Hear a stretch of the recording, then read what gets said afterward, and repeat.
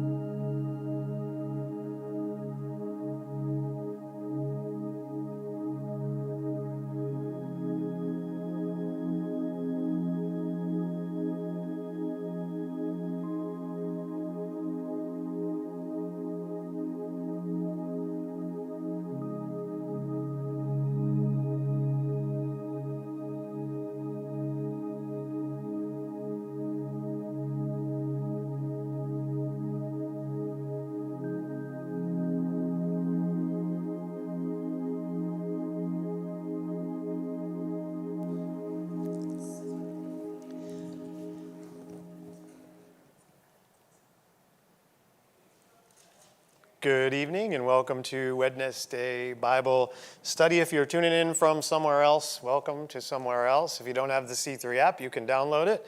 That's what I'm looking at here, and you can look at the Bible study questions and track right along. I have a little chart in here. We're in a really complicated section where, again, you have different books of the Bible kind of running in parallel, and it can get really tricky. It's mostly tricky because it's just going through these histories, some very quick, of these kings, and they all have the same names, similar names. Bible translations will change them to make it less confusing, but it makes it more confusing.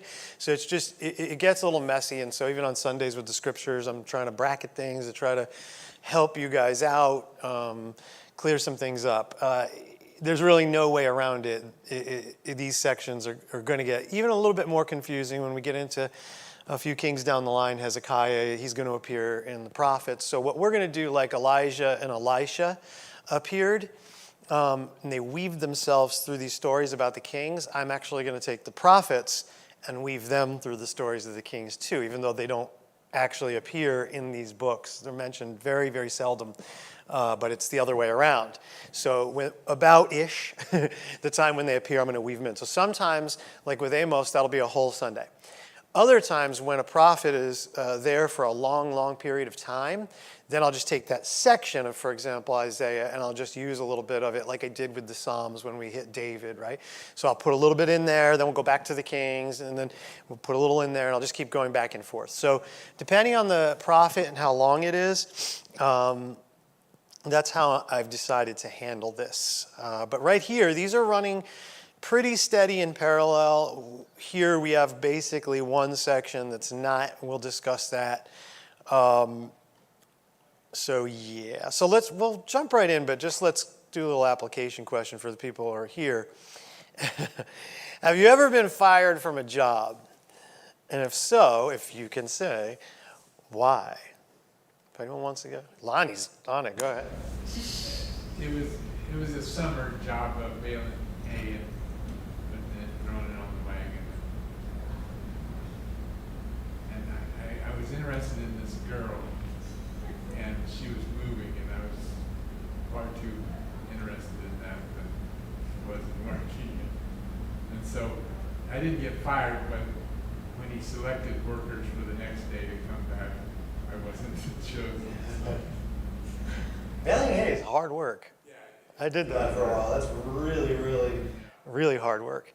There's like no easy way to carry the hay bales. And if you're allergic like me to the hay, they prick right through your jeans. And Throw them up onto the wagon, somebody catches them, puts them in place. yeah, I didn't like that. All right. Wendy. I'll say I almost got fired. Today. Today. Today. No.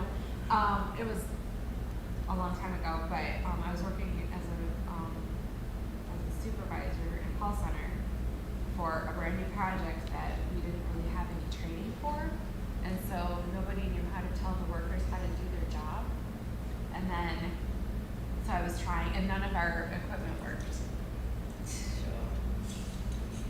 So they were trying, because we worked for an outsourcing company, and so the client's computer stuff that they run everything on had trouble getting through our firewalls.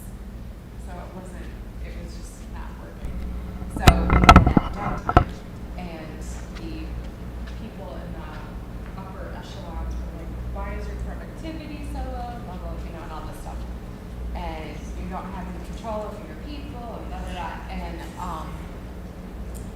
it was my very first time getting into a meeting with HR. Oh.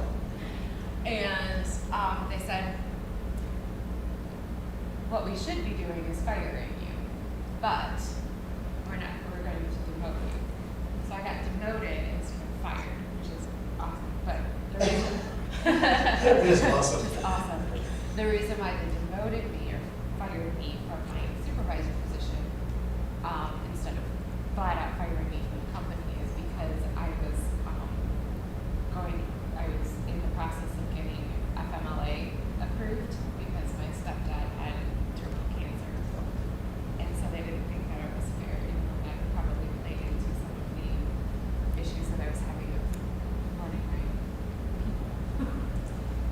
Okay. So they had mercy on me as well and just gave me promotions instead of firing. Yeah, well, I admitted all my slacking. I'm all about the funny story. Whatever. All right, so we're in, we'll pick up on 2 Kings 11. You get most of the information you need there, but then we'll hit the part where we don't. So, okay. So, 2 Kings 11. So, 2 Kings 11 and 2 Chronicles, basically 24, that's where they're running in parallel at this point. There was something I thought about, and it's not occurring to me right now. I kind of laughed when I was reading, because another thing to consider when you're reading these accounts is the time frame in which it's written. A lot of people don't think about that, right? Like, so they'll say things like, "Oh, they destroyed the Temple of Baal, and it's a public toilet," as it is to this day. That's not this day. You know what I mean? It's kind of loud, but it might not be obvious to some people.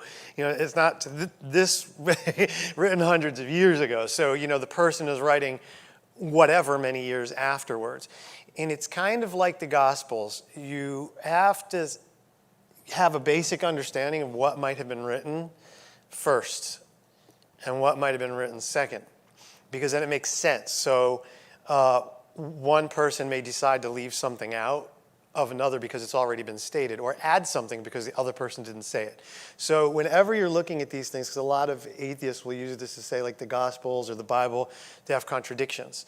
They're not. They're just different accounts. So if, like, all of us were at the same scene of a crime, even in a close proximity, like a bank robbery or something like that, you might be a teller in one, I might be coming in the door, another person might be over here filling out a deposit slip.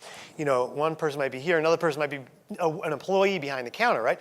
So they're all going to see different things. So one of them is going to notice what color his mask was, The other one's going to see the back of his head.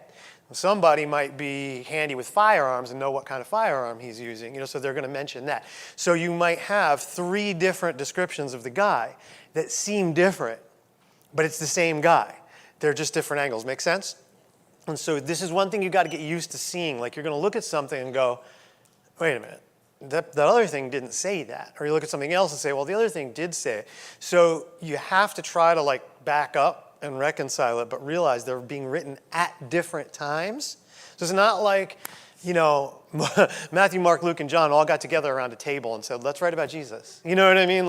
And that would be collaborating, right? So that would be collusion. They'd be getting together and making sure their stories are straight.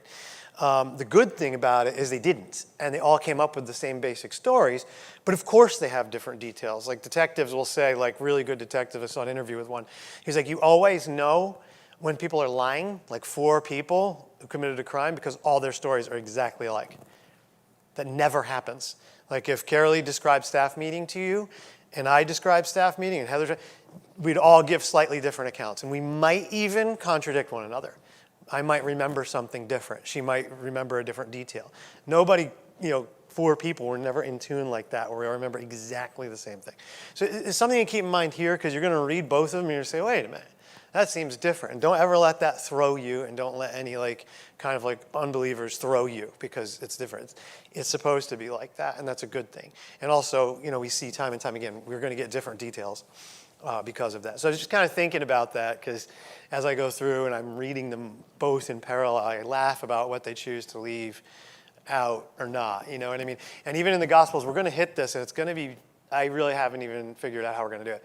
But ancient Greco-Roman biographies, that's really what they are. That's the type of writing they are.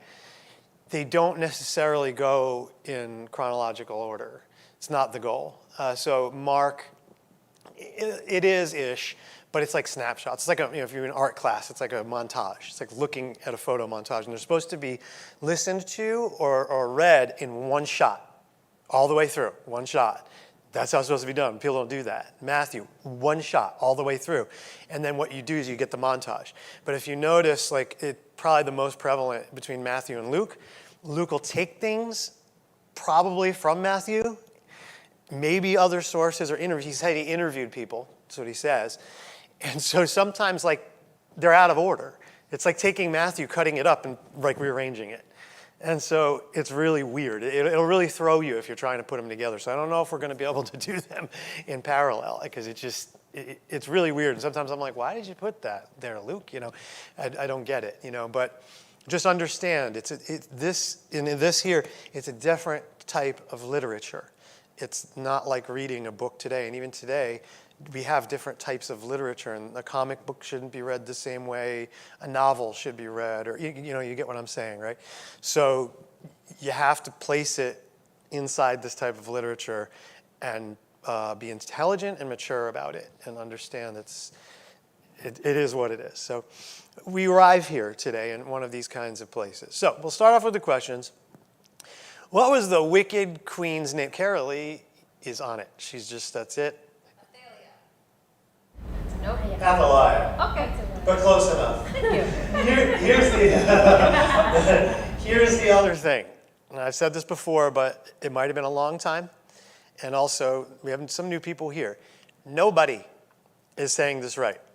It's like me trying to speak Spanish. Alicia's going to go, but she'll say, close enough. Right? But it's never, ever going to be like perfect because we don't do the Hebrew. And I did a demonstration, I think probably, I did it when we were in Genesis 35, because people say Dinah. They call her Dinah. And I was like, who thinks it's Dinah? And everyone was like, oh, it's Dinah, definitely. And everyone was very sure about that. And I actually played the Hebrew. I played a rabbi reading it, and it was Dina. And I was like, wrong. So you're not getting it right. We're not. So pastors get up and they butcher Hebrew and Greek horribly. So we're getting close enough. And even if you listen to the NIV audio and then listen to NLT audio, they will pronounce things differently. And even the guy here, I was thinking, how long did he have to read the Bible to read the whole thing?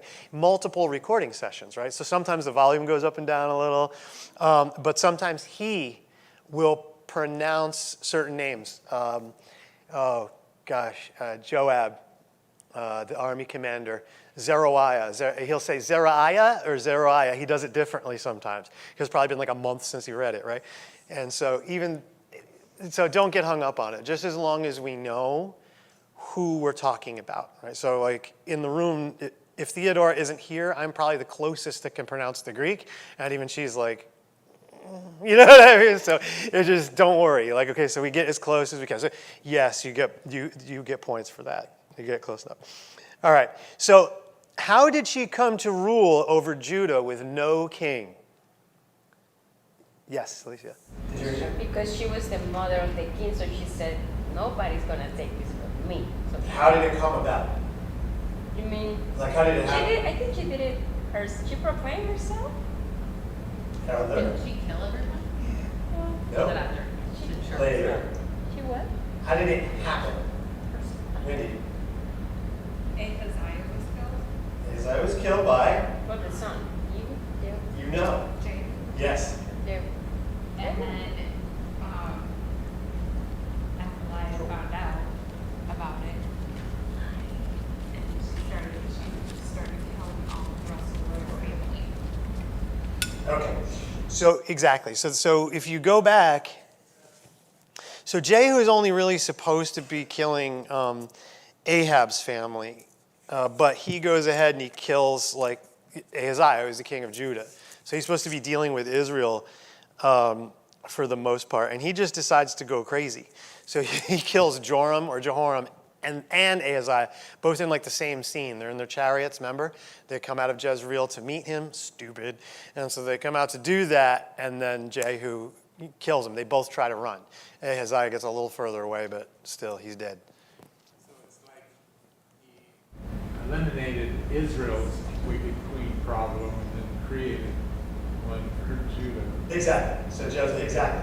Yeah, precisely. So he kills Jezebel. He's supposed to do that.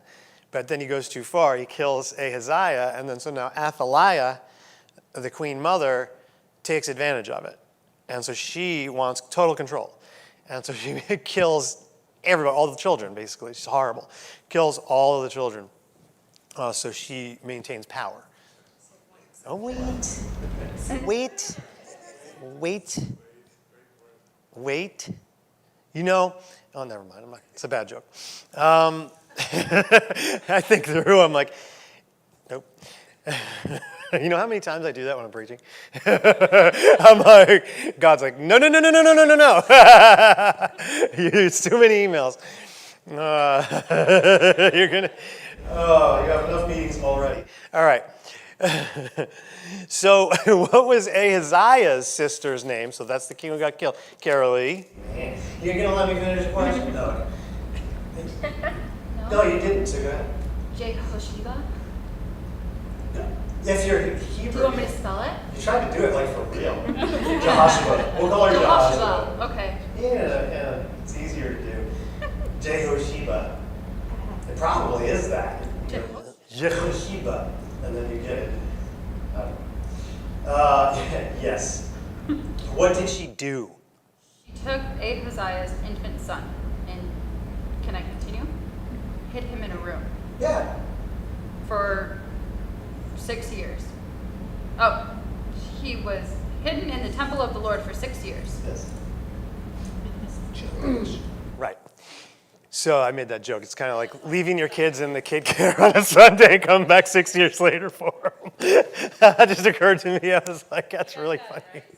Because it's in the temple. It says I think it says a room in the temple, right? This is really small. I don't even know why I bring that up. But I can't even read it. But anyway, it's a room in the temple. So you got to think about that. 6 years, like this kid's hiding out. I mean, the temple's kind of nice. So, this is pretty nice too. If we had a shower, we could just live here. Why not? We've got a pretty big TV. Oh, I've played video games on that. I've watched Star Wars on that. Oh, yeah. That's the first thing I did when we moved in here. I'm like, hello, New Hope, let's go. Turn it up. All right, what was the priest's name? Yeah. Jehoiada. Now, what did he do initially? Yes, he protected Joash and told the guards to stay close to Joash, and if anyone approached him, they should be killed.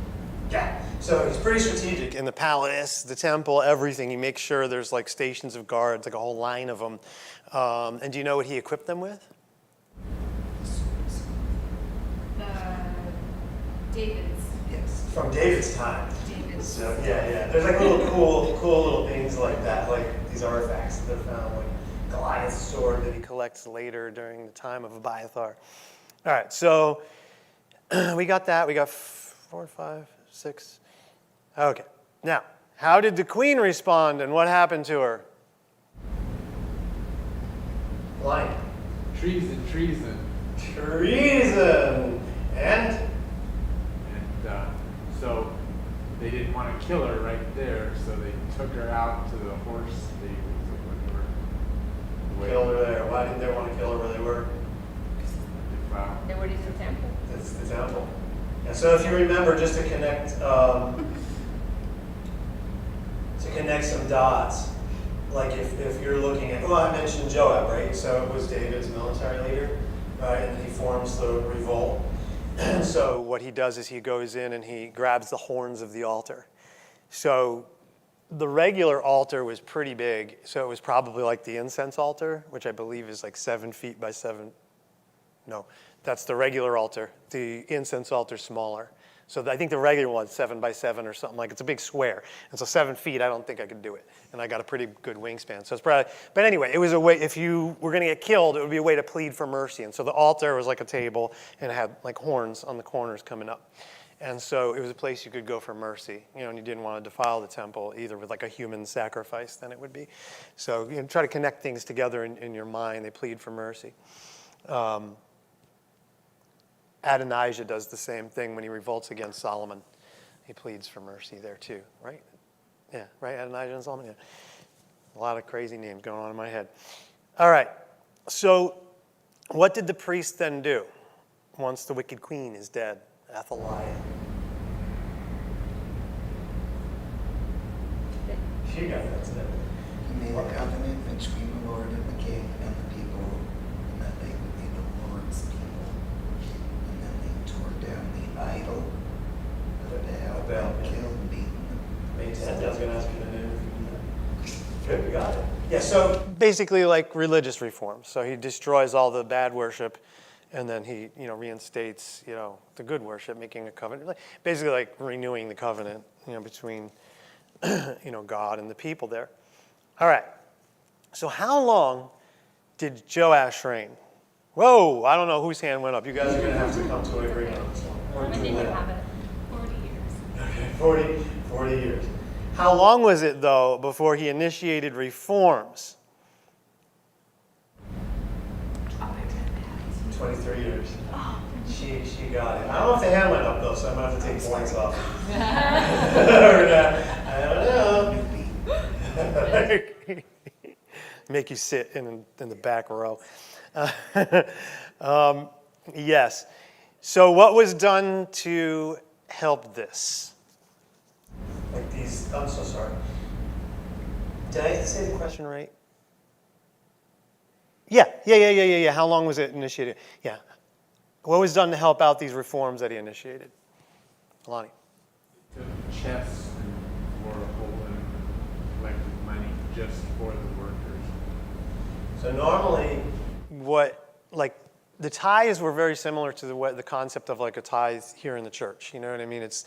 We just do it. We're not under the law of Moses, but that's like the kind of recommended thing for anybody who attends a church regularly, because it's 10%. Like, to tell you the truth, I auto tithe. I use the app and I just auto tithe it. It's kind of embarrassing because I don't even notice it. And so it just goes to show you how little 10% really is. So it's an act of worship and faith, right? So I pledge it through the app before my paycheck comes in. So I'm like, all right, no matter what happens this week, God is getting that money. But there's a practical purpose, which it is in the temple as well, where it helps sustain the priesthood. And so the priests, they're the only ones who can really eat the offerings. They live off the tithes. Before, they didn't have any share of the land. They don't have their own Judah. Levi, where the priests come from, they don't have their own territory, right? So they're supposed to be supplied by these tithes. So that's the idea. So it's the same thing as like you do in church. The building's not free, the pastor's got to get paid, that kind of stuff. So it's all going in there. So what happens, which is critical, is that you're dealing with this situation. So if you just look at the whole thing, Jehu's still alive. I believe that he comes about so Joash comes about, I think, in the 7th year of Jehu's reign. Does it say it there? Yeah. Okay. It's like the 7th year of Jehu's reign. So it's see how it's overlapping? It's all going like this. So Jehu's still around. And then, boom, here comes Joash. So there's a time frame. He reigns for 23 years. And these priests, including Jehoiada, they're kind of dragging their feet on it. So what Joash does is says, you know what? From now on, divert all those priest funds into just paying the workers. Let's try to just really easily make this easy. Just pay the workers. In other words, he figures this is going to get things going. And that's what they do. They just pay the workmen. And so that now initiates all these temple reforms. So that's what's going on. Easy to read versions will make it pretty good, but it gets a little bit confusing. It's not very straight up. It's a roundabout. All right, so I didn't say who it was because then you'd get the answer, but Jehoiada, how long did he live? Lonnie. 130 years. No thanks. They don't got enough wrinkle cream in the world to live till 130. 130. No, I don't. I want to go home and be with Jesus way before that. All right. So what did now Joash do after Jehoiada the priest, after he dies?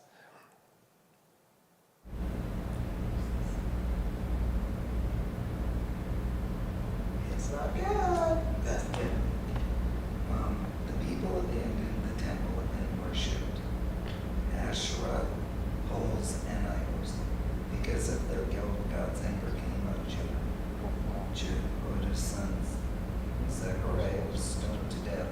Wait, okay, back up. Back up. Okay, so what you have here going on is Joash has some of his friends come up to him and say, hey, let's worship idols again. And so he's basically pressured into doing it, but he does it. So there's all different kinds of gods. There's Baal, which is really a primary one, and then there's different kinds of Baal depending on where they are, but Baal. The big ones are Baal and Asherah. Asherah is like a fertility goddess. And so, you have like calf idols to Baal, like the idols from, Jeroboam in the beginning of Israel. And like Aaron made the golden calf. Like, so that's one. But, probably all majorly adults in the room, the Asherah poles they're phallic symbols. So when they set up, they're basically these gigantic fallacies everywhere.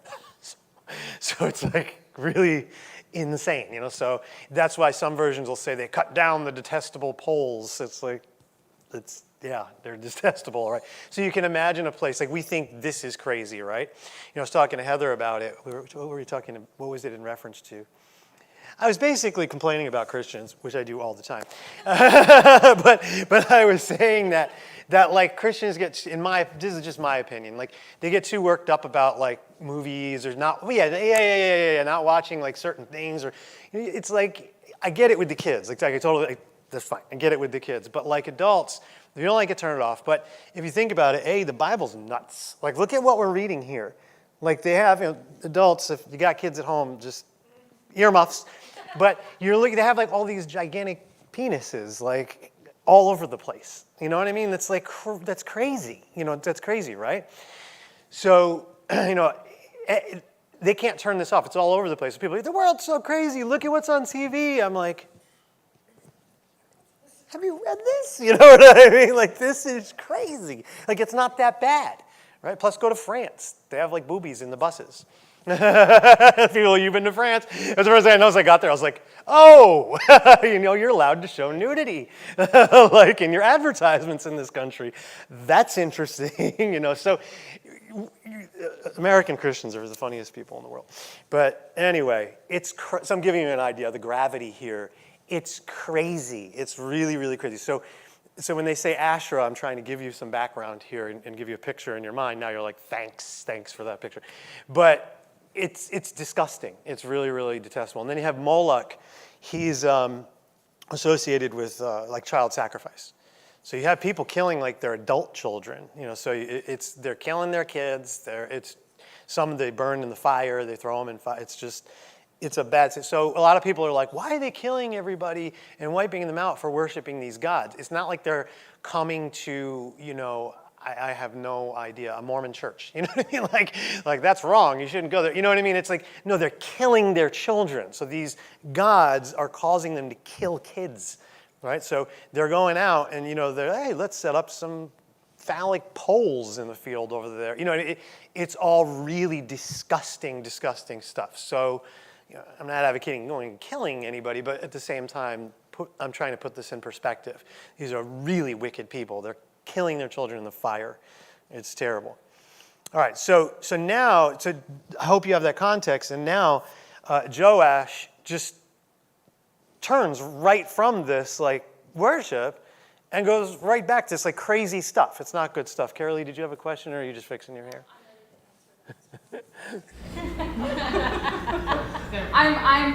Yes. Hand on the buzzer. I'm ready. Go. So the leaders were plotting to kill Zechariah, and King Joash actually ordered that they stone him to death in the courtyard of the Lord's temple. And that was how King Joash repaid. Do you realize I don't think I asked that question yet? I told you that I was ready to answer the next question. Before we... You want to sit up there too? Hey, now, I wasn't even there last time. I think you're finding a loophole to the hand raising. Well, let me pre-raise mine. I didn't think that you were going to call on me. I'm going to put in for All right, number fine. 23. Number 23.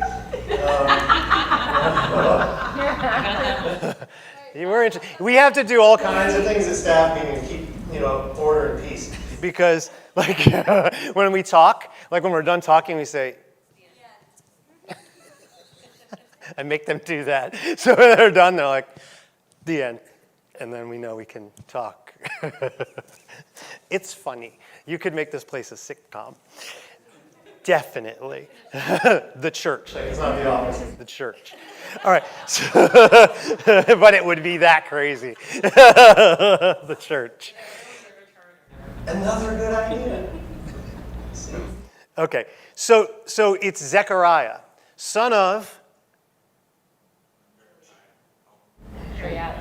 Jehoiash, right? Yeah. Jehoiash, okay. Now this next one's kind of a trick question. Because, yeah, it's definitely a trick question. So if he does, who recalls this story, right, about Zechariah being killed by the king later in the Bible?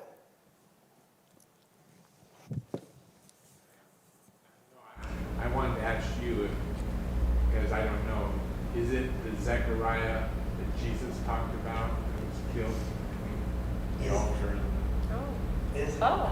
is it? Yes. Okay, so you have two sections. You guys can go there in your Bible because by looking back and forth, this text is like really blurry right now. I'm like, what is it? Nearsighted when you can only see close? Nearsighted. I'm nearsighted. And I have glasses here and I don't wear them because they glare under the lights. But I still bring them up here knowing that they glare under the lights. I don't know. It's a blankie. So, so if you go to, let's just do Matthew. Wait. Okay, go to Luke 11. And I don't know the verse, but go like towards the endish of it. Luke 11, towards the endish. And he should be going through like the woes to the Pharisees. You hypocrites. And it'll go through. I don't know if Luke does all 7 woes. Yes, from Abel to Zechariah. Right? Okay, so get around that verse, like, and just read me that verse. So Jesus is rebuking the Pharisees, like these like puffed up religious leaders. Do you got it? It should be right towards the end of Luke 11. I hope I'm right. 51. Wendy is raising her hand. You volunteer to read? Sure. Go. As a result, this generation will be held responsible for the murder of all God's prophets from the creation of the world. This is Luke 11:15. Keep going. From the murder of Abel to the murder of Zechariah, who was killed between the altar and the sanctuary. Yes, it will certainly be charged against this Okay. generation. Anyone have a study Bible? No. So a lot of I don't know what this one says. A lot of study Bibles will say they'll like give or a reference Bible. They'll give a reference back to where we are right here. They'll point to this, but I'll show you something if you're kind of observant and if you can follow. Let me just look here and see what this does. What was it? Verse 50. Okay, I can kind of see it. Okay, so let me just see what it says. It's a double letter thing. Thank you for being even smaller than that. Gosh, I can't read this. AG, where is it? I want to find something for you guys because it's kind of interesting. Boy, why is it not, would a reference not be on, oh, here we go. Yeah, okay. So it'll refer back to this in Luke, right? But what did it say? It said, from Abel to the blood of Zechariah, who perished between the altar and the sanctuary. Okay, that could be it. And so that's usually what they'll point to. Let me just see if the large text gives anything. Yep. It says, so check this out. I want you to think about this for a second. This is a study Bible, pretty reputable study Bible. So Abel was the victim of the first murder in Scripture that we know. And sometimes a lot of these people are called prophets. So cool. While it says Zechariah's murder is recorded in 2 Chronicles 24. So it's the parallel account to this. So that's what they're doing. Since 2 Chronicles was the last book of the Hebrew Bible, that would make it the last murder in the Bible. So it's the Hebrew Bibles of that time. Chronicles was at the end. It was just like a recap of everything. Because if you look at 1 Chronicles 1 through I think like 9, it's just genealogies from the beginning of time. So you know what I mean? It's just chronicling like everything. So interesting. All right, now go to Matthew 23. This is the parallel account. And go to the woes. I think there'll be 7 woes there. So he's doing the same thing. It's basically the parallel account. And find right after the last one, woe to you, Pharisees, and blind guides. You make that person twice the child of hell that you yourselves are. Jesus is not always very nice. So the 7 woes, so it'll be at the end of the woes. Wendy's hands up, or who wants to do it? Wait, you want to do it, Alicia? Okay, go ahead, read. As a result, you will be held responsible for the murder of all godly people of all time, from the murder of righteous Abel to the murder of Zechariah, son of Berechiah, whom you killed in the temple between the sanctuary and the altar. I tell you the truth, this judgment will fall on this very generation. Okay. What was different? They didn't find it as Zechariah, the son of Berechiah, which is the one who wrote the book. Zechariah. It's a different one. And It's he not the was same. killed Zechariah, who wrote the book of Zechariah, later, hundreds of years later. He's Haggai and Zechariah. That's the order there. They show up Ezra and Nehemiah time after the 70-year exile. We're not even at the conquer or exile yet. We're not even there. Son of Berechiah. So he's referring to a different one. And that's the second to last book in our Old Testament. Interesting. So he could have been murdered too. So you have a lot of differences. This is where it gets complicated. You have a lot of different things going on here. You could have both of them have been murdered. You could have, Luke is giving a different account where Jesus is saying the same type of things at a different time, referring to a different person. But you don't know. But what I would caution the scholars in the study Bible, you don't know definitively. So it's a really good example of when Jesus says it in Matthew, you know, because he tells you it's the son of Berechiah. This one's the son of Jehoiada. So what you should do is you should be careful and say in Luke 11, this could be Jehoiada's son. But they say definitively. So here's a really good example. Even I like this study Bible. You've got to be careful. So if you have the money or whatever, get more than one study Bible. Because not every single one is dead on. They're not. Scholars are human beings, believe it or not. And they make mistakes. Oftentimes, a lot of scholars, they get those 3 letters after their name, and then they think they know everything. And sometimes they do sloppy work. So, we can trust God's word without the commentary, but watch the commentary. Be very careful. So Heather's witnessed it. When I'm preparing for a sermon, there are I don't know how many there's 7 study Bibles, and I'm reading them all, and I'm comparing them, I'm taking notes, I'm reading the Word, I have a Greek Bible out, I'm looking at everything, and I'm trying to give you guys the best possible cross-reference to give you the best answer. And you can always tell, as you get to know me from a sermon, I'll say words like, probably, Heather's nodding, she's like, I hated you the first few times I preached, right? So you can say clearly, definitely, or in this case, probably, maybe, right? So it's a good exercise, right? So be very careful about teachers, even study Bibles that are really way too definitive. They say 2 different things. Careful. So that's what really good Bible study is, when you can do that. You know what I mean? When you can take several books of the Bible and go, okay, and delineate it for yourself. That's good Bible study. Very good study habits. So if you can. Thing you can do is a really good website to go to is Bible Hub. BibleHub.com. BibleHub.com. I like Bible Gateway, but Bible Hub, I think they have an app. It's a blue logo. Bible Hub's good because you go to commentary, and then it gives you a couple of old ones first, like Barnes and Noble, Barnes and Matthew Henry and things like that. So the language can be a little but it'll give more. And so what it'll do, it'll give a whole bunch of Bible commentaries. Another good one, if you want it, is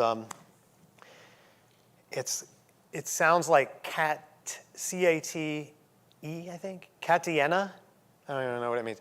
Catiena, and it looks like a cross made out of ropes. It's red with a cross made out of ropes. It's really cool because it gives you the commentaries from the early church fathers. So you get an idea of how the first churches thought about it or the early churches thought about it. It's kind of neat. So, but anyway, again, for one verse, they're going to give you 4 to 10 different things. And you'll see, they don't always agree with one another. So when you do that, it's called, we're good. It's called what I would call the common denominator principle. I'll try to look and see when different people generally come into an agreement, and that's more likely to be the correct answer. Whereas if someone's like out there and it's like, where are you? I don't know. So anyway, that was a great example of something people at a PhD level mess up all of the time. Okay, so now what ends up happening to King Joash? Carrie Lee, you almost broke your elbow. I heard it actually. My shoulder cracked. Yeah. It's okay. His officers plotted against him and assassinated him while he was sleeping. Hold on. I went to the wrong. It's the crux of it. Yeah. Yeah. And then he was buried somewhere other than with the rest of the royal. The royal cemetery. Yeah, they murdered him.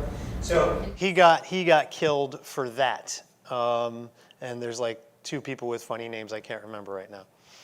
You can try. You want to try? Pronounce it. That's not what you're talking about? It's just not coming to mind. Jehoshaphat and Josachar. All right, that's not too bad. I think that's it. Oh, I can yeah. see it. Yeah.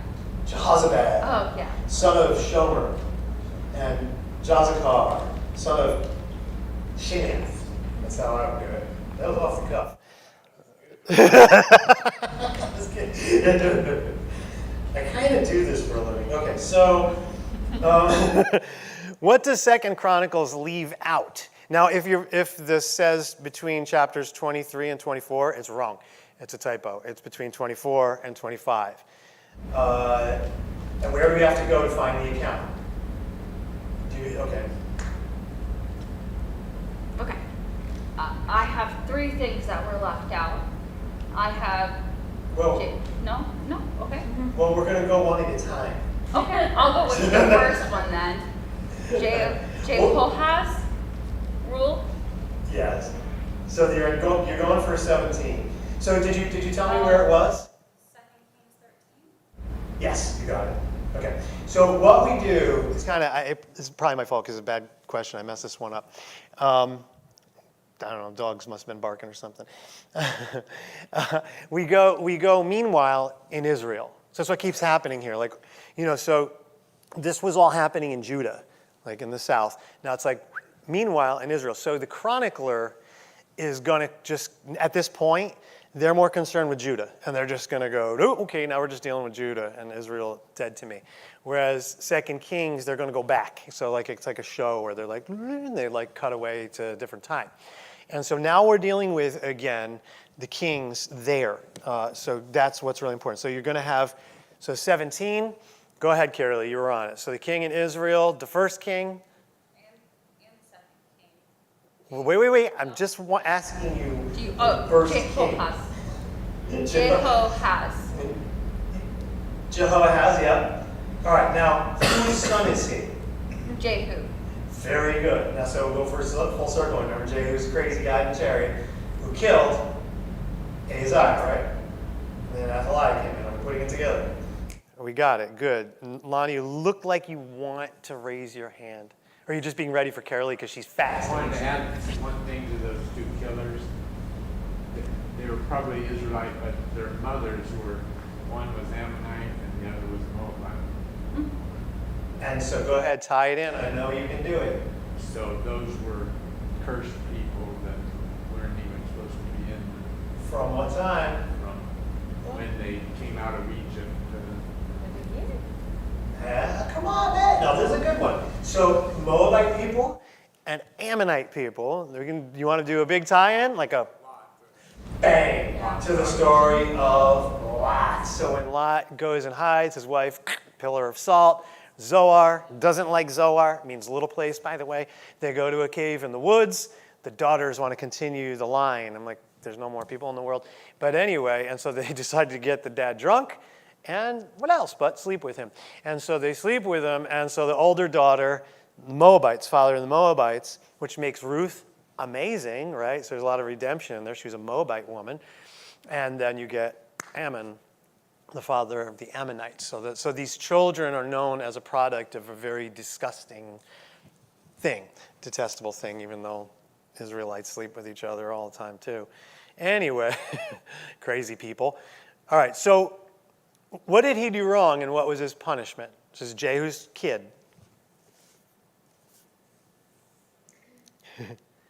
Did someone? Oh.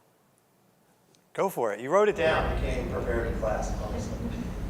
He followed the sins of Jeroboam, which he had caused Israel to commit, and he turned away from them. That's verse 2. And the Lord's anger burned against Israel. Verse 3.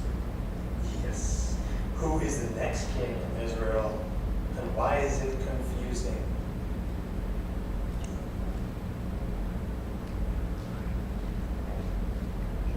Yes. Joash. And he reigned for 16 years. So why is it confusing?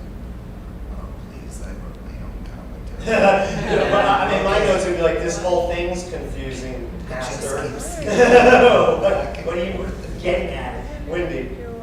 So Joash was the next one after Jehoiakim.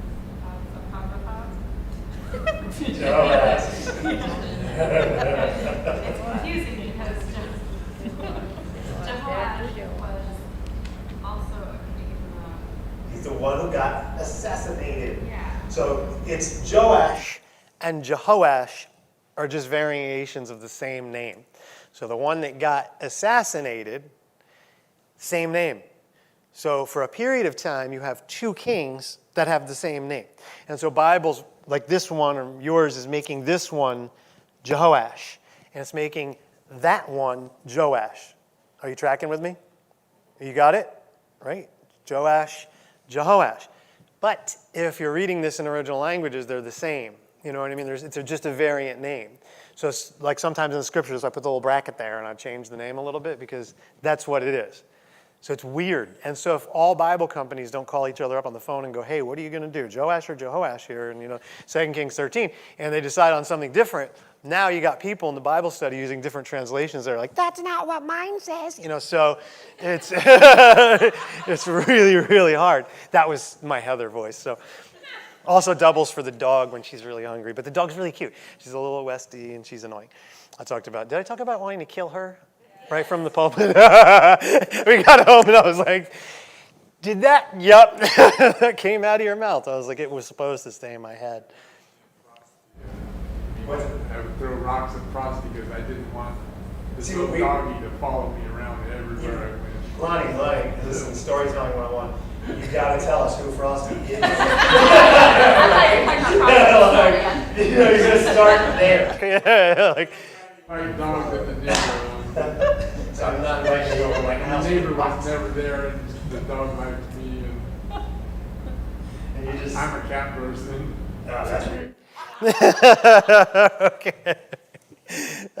So who is dying during this king's reign? Yes, you're on it. You almost hit CJ right in the mouth. You could have lost an eye. Elisha the prophet. Elisha. What does he tell the king to do? Oh, Carolee, you got the hand up. To get a bow and some arrows. Okay, you can go a little further now. Okay, put your hand on the bow. Shoot, open the eastern window and then shoot. Don't do that when you get home, by the way. Not a problem. You can get arrested.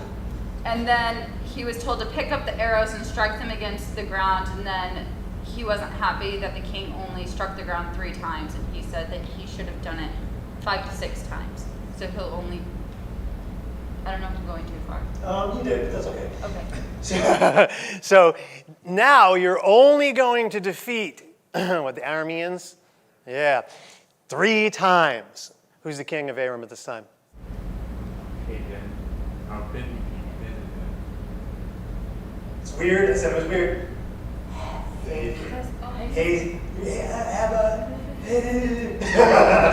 Hazael. King Hazael. So Ben-Hadad, he's killed by Hazael, whom Elisha anointed to be king to annoy the Israelites, right? And then what does Hazael do that's really weird? His child the same as the person who just killed Ben-Hadad. That's really weird. You know what I mean? It's like, what's wrong with you? You know what? Weird. Anyway, so that's another thing that makes it confusing, because which Ben-Hadad are we talking about? But I hope I helped delineate that in a comical kind of way. So yeah, nothing funny about murder. So he messes it up. Now he only defeats him 3 times. So what strange account occurs regarding a person coming back to life? Is that a hand, Wendy? Because Beth is on it. That was a hand. Yes. Okay, she's confirming. I can't remember the guy's name, but one of the soldiers, I think, was killed, and they just threw him in the tomb of Elisha, and he came back to life. The guy touched his bones and came back to life. There were Moabite raiders in the springtime, because that's what you'd remember. I told you that's what you do in the spring. We should be, we go out raiding in the spring. And the Israelites saw him. They don't want to take time to bury somebody, and they throw him in Elisha's tomb. Boop, he comes back to life. Lonnie, you really look like you want to raise your hand again. You stole the whole. You stole my story. What movie was that? Cabin or Stole my Johnny Depp? Johnny Depp. Yeah. Oh, Are we allowed to say those Johnny eyes? Depp? No. I'm I've actually. It's like Yeah. Cabin. What's the guy's name who plays that part, though? I don't know. Yeah. Oh, It just never went out of my mind. It's one of those lines just got stuck, burned into my mind. All right, I'll figure that one out. That's not an official Bible study question. All right, there's an application question. We got like 10 minutes. I'll leave it open. Anyone? Nothing about stoning dogs to death.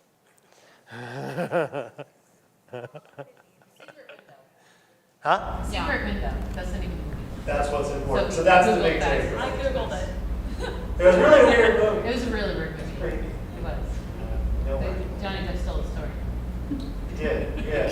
And that guy kept like coming up to like some cabin in the woods or something, right? Where he was, and it was like creepy. And the guy kept telling me he stole my story. Watch the rest and find out what's even more creepy about it. How did we get to these places? So, any thoughts on? Yes. If I just got up here with no notes, We're gonna watch Secret it would Window. be crazy. Sophie's like, please go up there with no notes. It's going to be great. I need to be constrained quite a bit, as we can see. Is that a hand, Denny? Does the name? Because he did so much of my story. Thank you, Denny. Yeah. That's important. Yeah. But he's good. He's in a lot of stuff. Like he's one of those guys where you see him and you're like, oh, yeah, he's in like everything. It's literally everything. Oh, you're eating. And I caught her eating.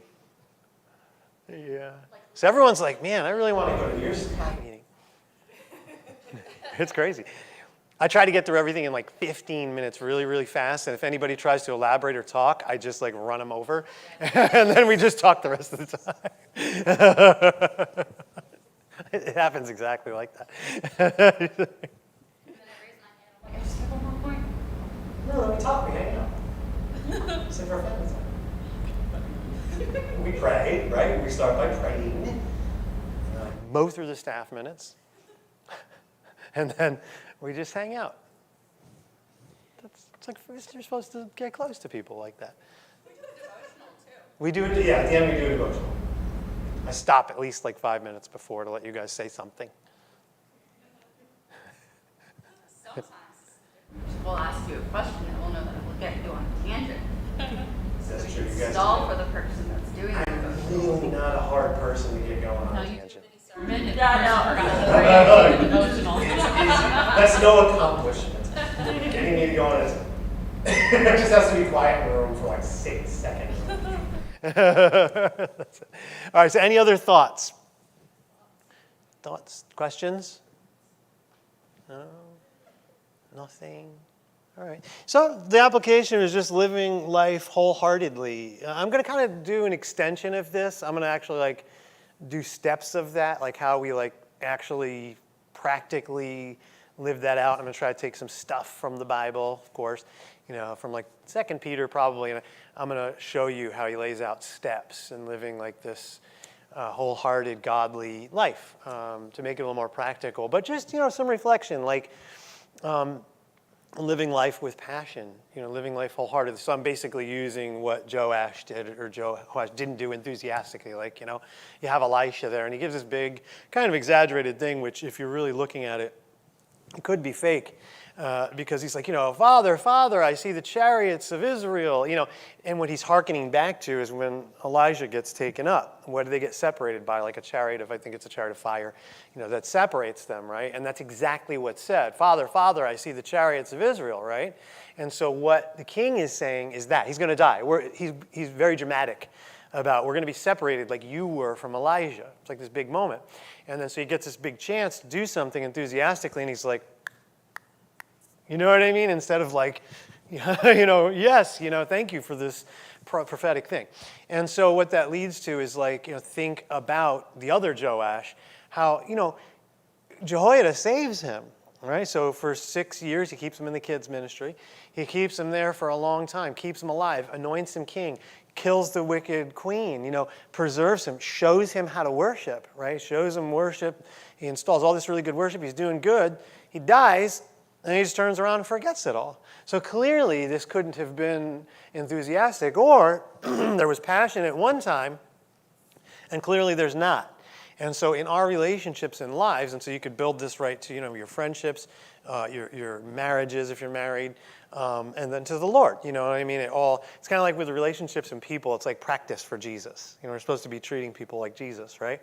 So that's what you're doing. And Jesus says that. How you treat the least of these, that's how you treated me. Like, when did we ever see you sick or in prison and naked and all these things? He's like, you did it to me when you did that to the least of them. So we're all going to be called to that account. And so you might want to start with the people close to you, kids to parents, parents to kids, if you have a spouse, your spouse, and just reflect on that. Like, how could I be remembering what it was like? Yeah, that's why I talked about the dog. That wasn't in the notes. But, you remember, like, I said it because if you didn't have a kid, like, so we didn't have to go far from that house, Vassar Hospital to White Oaks Road and Hyde Park, right? So, it's not a long drive. So it's not a long drive. She knows the area we were in. It wasn't, but We had to take a detour. You forgot that. I did forget that. But anyway, it's not a long drive, right? So we did. And it actually was a long drive, but I'm not going to get into that because then I got to talk about my parents, and it's a whole bunch of issues. So forget it. It technically wasn't very long. But, you're driving your child. If you have a child, it's like, you know what I mean? It's like precious cargo, and the time goes slow. It's really weird. And it's the same thing if you have a dog. Like, it was our first puppy, right? We were first married or whatever. It was the first little puppy. And so Long Island to where we live, depending on where on the island, you could drive 5 hours from one end of the island to the other. So it was like middle. It wasn't like, was it Deerfield Beach or something like that? Deerfield. It wasn't there. It was further out. And so it was like a really long drive. So like 5 hour, 6 hour drive. You have this dog, and I'll never forget. It felt like 2 days it took to drive the dog home, because you cared so much for this new little life. And then I laughed. And then the dog towards that dog is different than the one we have now. Different relationship. But, I'd want to kill the dog. I want to kill a dog sometimes. But you think, like, where did that go? So it's just an interesting reflection. I think that sometimes this happens in our relationship with the Lord, especially people who have been Christians like very long periods of time. You start out and you're like, I'm going to make everybody a Christian. I'm going to get out there. Everybody needs to be a Christian, right? And then all of a sudden, nobody needs to be a Christian. You know what I mean? Nobody. You don't care about talking about Jesus anymore. It's just something to think about, right? So my advice is like to extend the sermon. Practice on, like your regular relationships, Today, the restaurant, practice on the waiter or waitress. I ate out today, and just try to treat the waitress even if they're doing bad. You'd be really surprised. Like, a waitress is doing really bad when you're, like, super nice to them. Changes everything most of the time. No joke. Most of the time, it changes everything. So, like, one time we were at lunch. What did I do? Well, I do crazy things at restaurants. But eating with me can be really, really funny. But anyway, the waitress came over. The first thing I said was, we're going to be really nice to you today. And she just changed. Like, everything changed. I was like, we're going to be really nice today, and we're going to give you a really good tip, even if you do a really bad job. And she was like so happy, and like everything we ordered came out right away. She didn't pass our table at all without checking at us. I'm like, that didn't hurt, right? And also, it was for my benefit. And that's kind of what I was saying. You know, when we live half-heartedly, we don't just hurt other people. We hurt ourselves. And I didn't even think of that example, but it's a pretty good example, right? You know, so by being wholehearted and passionate and nice and kind and all these things we're supposed to be, I benefited from it. And then so did she. You know, remembered her name and everything. And then you said, well, you saw her there the other time. But anyway, think about that. Like, so just like baby step. Baby step. I'm just going to be nice to everybody I encounter all day today. You know, and including our, you know, don't kick the dog or throw a rock. Don't throw a rock. Well, you wouldn't throw rocks at cats because you're a cat person. Whatever. So, but, you know, like, but little things. I don't know if it says we have to be nice to dogs in the Bible, so I don't think so.